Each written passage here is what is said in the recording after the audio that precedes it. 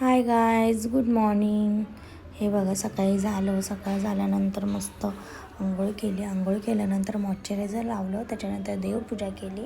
त्याच्यानंतर चला म्हटलं आता किचनमध्ये गेलं पाहिजे. मग गरम पाणी पिल्यानंतर म्हटलं चला आता चहा ठेवावं.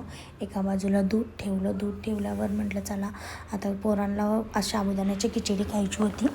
मग म्हटलं कढई ठेवल्यानंतर त्यात हे शेंगदाणे पहिले भाजल्यानंतर ते वाटल्यानंतर कढईमध्ये हिरवी मिरची आणि तेल टाकलं. ते होतपर्यंत वरतून जे आपण मिक्स केलेलं होतं ते टाकलं. ते थोडं 2-3 मिनटं झाकण ठेवलं.